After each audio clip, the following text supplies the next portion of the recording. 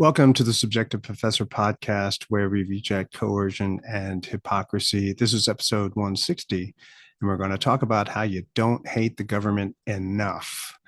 So, last night I watched a movie, The Covenant, directed by Guy Ritchie, and it's about an American soldier whose life was basically saved by the Afghani translator who was working with him.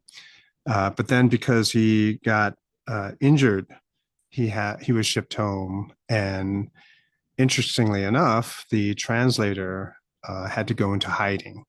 And so half the movie was them returning the Afghani translator saving the American soldier's life, and the other half is basically Jake Gyllenhaal's character helping out the Afghani translator. So after watching the movie, my wife was just totally outraged because, at the end they rolled the credits and then she saw that it was based on a real story. It was something that actually had happened. And she couldn't believe it. Now, I mean, I was familiar with the situation. I knew some of the things that were going on in Afghanistan. I've told her many times, but seeing it in movie form is just kind of a little bit shocking and maybe a little bit overwhelming at the same time.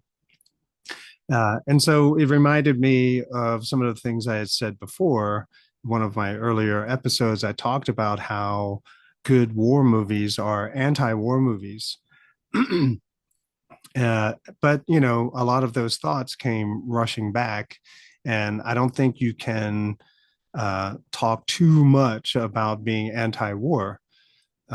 You can see that when Jake Gyllenhaal's character goes back to the United States, he was a mechanic. He was a guy that had a business repairing cars, doing all kinds of positive things in society. And then he goes to war and now he's killing people.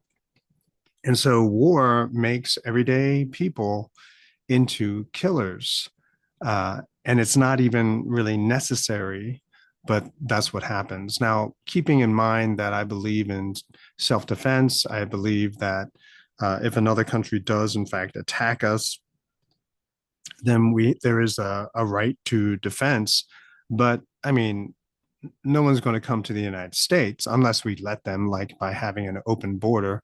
But another country with a formalized government is not going to invade the United States anytime soon. Logistically, it's just too difficult. It's very costly. And it doesn't seem really that you'd be able to maintain something like that. And I don't think we have to go into rooftop Koreans or even what Admiral Yamamoto said in World War II to the Japanese government, which is basically if we invade America, there'll be rifles behind every bush. So anyway, so there's that aspect of it where since America is going into other countries, it's taking everyday citizens here from the United States and turning them into killers. And of course, there are a lot of other problems that come as a result of that. Then another takeaway of the movie was that the United States is literally wasting trillions and trillions of dollars, not only in bribes, and you can see that in the movie, but on construction projects that are never completed, right? So wasting billions and trillions, and you see that today in some of the other conflicts the United States is involved in, just dumping, pallets full of dollars all over the place. And so there's all this waste, but then when it comes time to do something good, like getting his translator out of the country, he has to use his own money. So he has to basically go have a second mortgage on his house to be able to have the money that's required to get that Afghani translator and his family out of Afghanistan. I'm going to try not to give away too much of the movie, and plus you may not be interested. So also we know from other productions that a lot of the people who are in the military right before conflict begins, or probably even during the conflict, The U.S. military does not supply a lot of the basic supplies and needs of soldiers. And so they write home asking their families to send them the things that they need. And the third takeaway of the movie were the broken promises. So translators, Afghanis who worked as translators for the US units who had to interact with people in Afghanistan, they were promised visas in exchange for collaboration. So they would get the help that they need because, America and Americans, they're just really horrible at learning the language of other countries. And so they need to recruit people from that country to help them translate. I guess now we have apps to do that, to help you in that, but they didn't have that at that time. And so a lot of people who wanted to get out of that situation, particularly if they were the minority, either Christians or another form of minority, where they didn't like the Taliban, they wanted to get out of the country. And so that was the ticket out. But then, even though they helped put their lives on the line, risked physical harm from other Afghanis because they were perceived as traitors, they were left behind, right? And so a lot of those translators, they risked everything and they were basically lied to. And at the end credits, you saw that a lot of the translators, a lot of the people who helped Americans in Afghanistan while they were there for 20 years, a lot of them were killed by the Taliban, and the rest of them went into hiding. And the US, the Biden administration, pretty much doing nothing to help them. And so you have all these broken promises, right? And so basically, the tragedy of war making everyday guys into killers, the waste of all that, all those dollars, and the broken promises, which makes the United States look horrible. Now, I used to bring all this stuff up in class all the time, and people used to accuse me of being anti-American, and it's that reductionistic, approach, generalizing one expression to mean a whole lot of other things, and that's not true. I'm very pro-military. I wanted to be in the military. I was disallowed by my parents because I was supposed to go into academics, and that's what I did.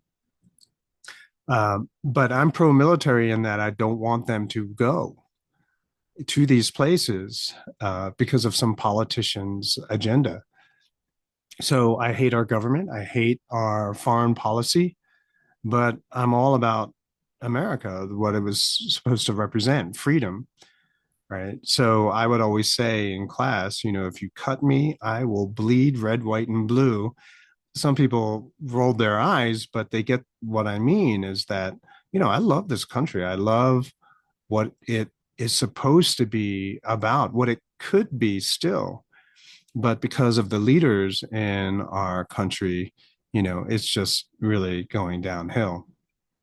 Even when I hear the national anthem, for whatever, you can go in technicalities of the lyrics and whatever, but maybe it's psychological at this point, but every time I hear it, I'm so moved. It's one of my favorite songs too. So I talk about these things to preserve America, the foundations of America, what it was meant to be. You might even say, just as a cheat, I'll say constitutional America, although hardcore people will say the Constitution is not enough.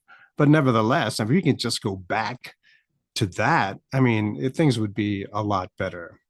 So I would love to preserve the American tradition by being the peacemakers, like the Switzerland of the world, without all the inbreeding. Anyway, so all the damage and the tragedy is really unnecessary. And what really angers me, what really upsets me, is that the biggest cheerleaders for war never expect to go, right? The liberals, who used to be the hippies today. And what I think is even more crazy is that the people who support all of these hostilities and foreign adventurism, you know, hate those same soldiers, especially if they're not in uniform. They despise them, they loathe them, yet at the same time, they expect them to go and die for them as well for some stupid foreign policy. There's one guy that I know. He says, "Hey, you don't know what you're talking about. We're the good guys." Like, what? We're the good guys?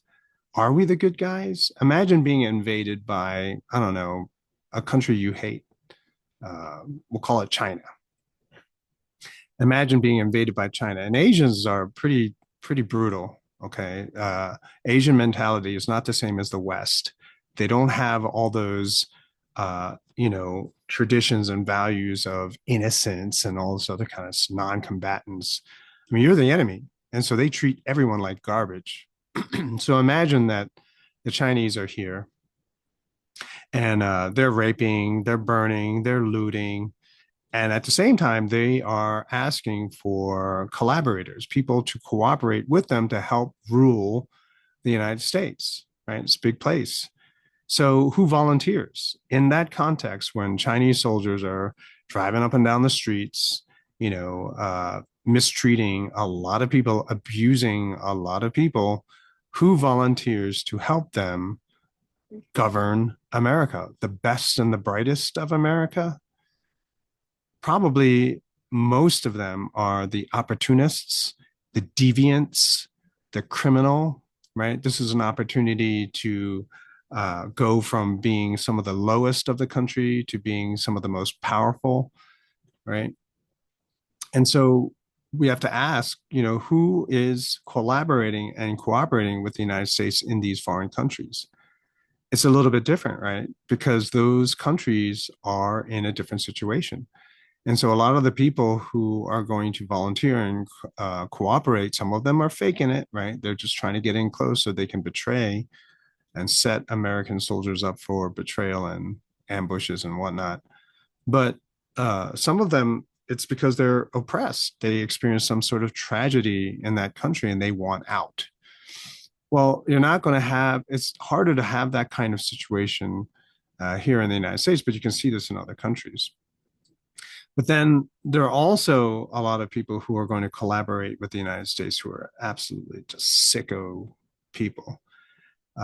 There was a story I read. I can't find it. I searched for a while, and there are just so many suicides, military suicides, that it's really difficult to find. But I remember reading a story about. Um, my memory says that he was an Air Force captain who committed suicide once he rotated back to the States. And the reason was because on his base, they were tasked with protecting a local warlord, a governor who decided that he was going to help the United States govern Afghanistan. But what he did was he would go into town, kidnap boys, chain them to his bed, and rape them throughout the night. And everyone could hear it. And so finally he lost it and he went in and beat the crap out of the guy. And so he was discharged as a result. And so basically he went against Obama's orders not to interfere. Right. And so that you can find that as well, that the Obama administration basically said, hands off, leave them alone, let them rape and pillage whatever they want because they're our allies. We're helping them. So it's crazy, right? So that was Afghanistan, and then you hear the stories coming out of the Ukraine and Israel, right? So in the Ukraine, a lot of the atrocities by Ukrainians are being blamed on Russians. Recently in Israel, there was that debate: can prisoners be raped and humiliated? Now, I don't care what the religious justification or strategy is about it.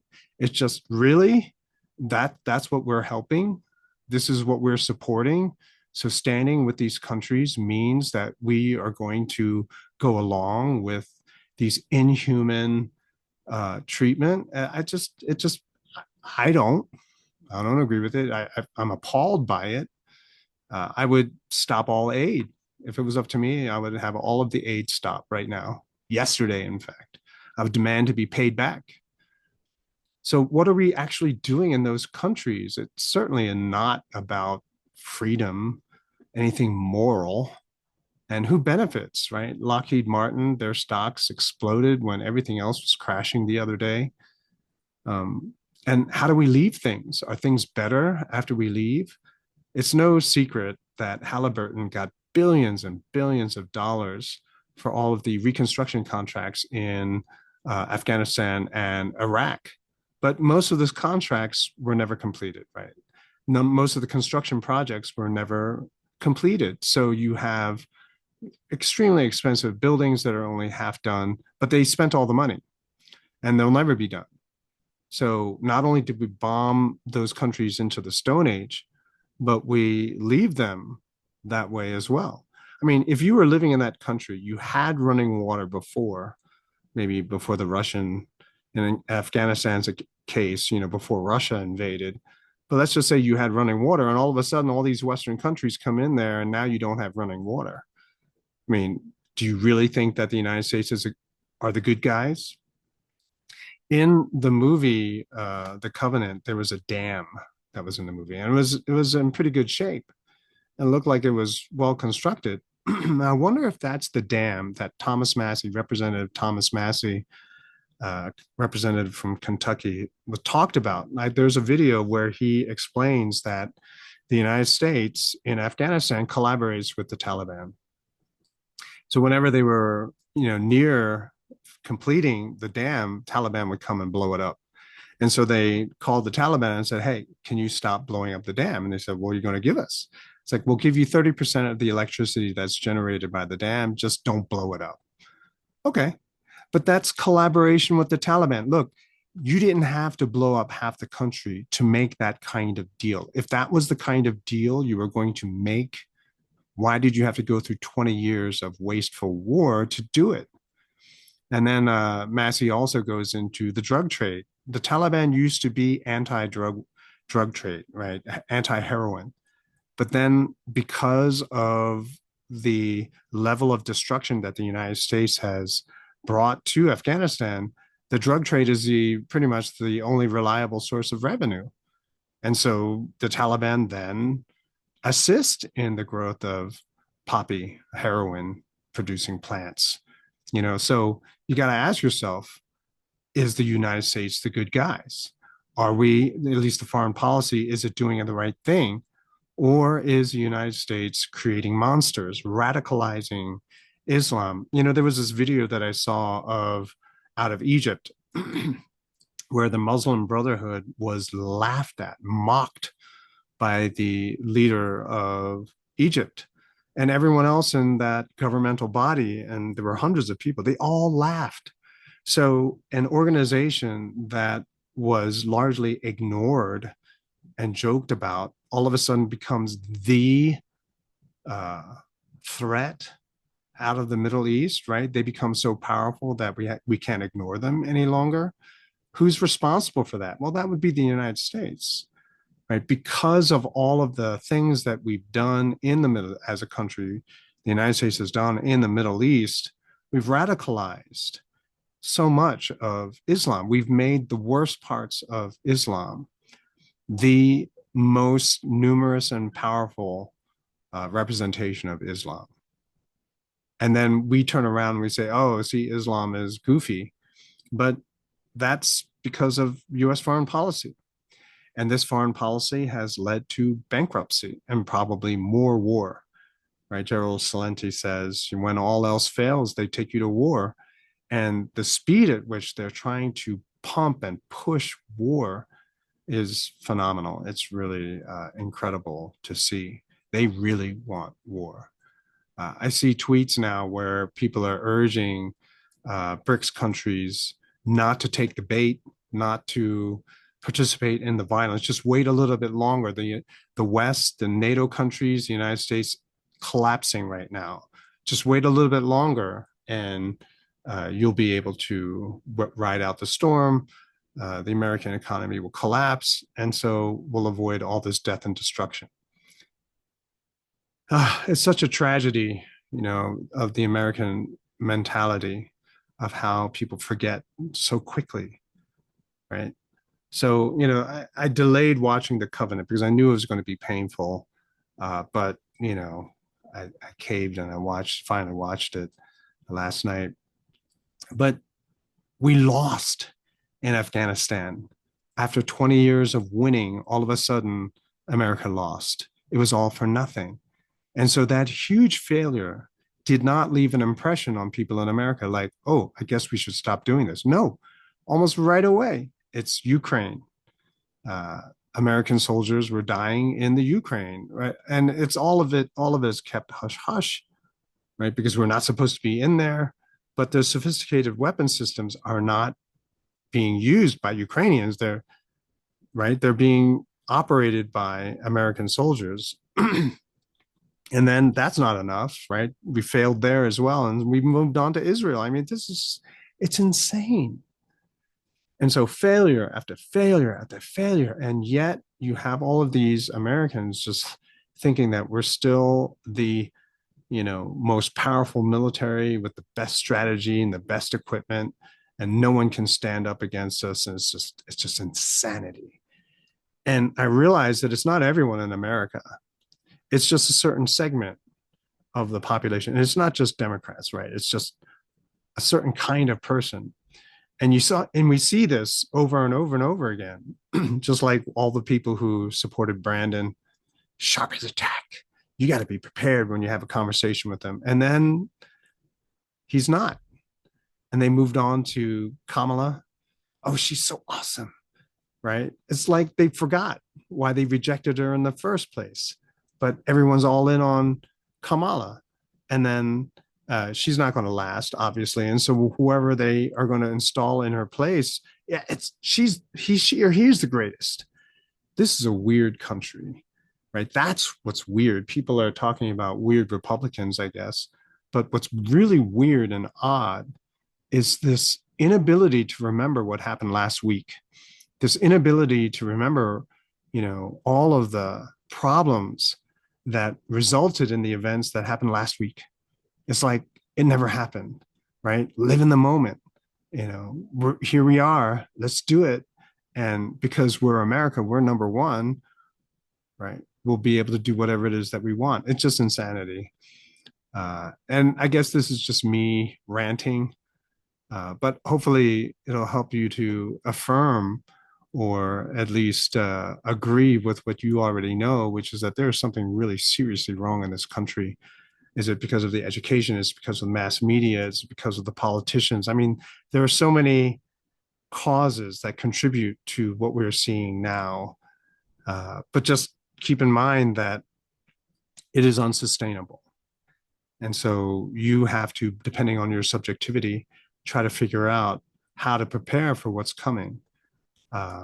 And none of it is good, I think. And that's worst case scenario. Of course, I already said that I'm worst case scenario type person. That way, if something mild happens, then I'm like, oh, this is awesome. This is great. So I never regret the preparation, the prepping that I engage in, right? Because it's just basic planning for the future. But then anyway, in any case, it was a really good movie. It was a good movie in the sense that it really does help you to hate government and make you realize that there is no way that you can possibly hate the government enough. And that's it for today. And hopefully I'll come back tomorrow with a much more happier topic. Take care.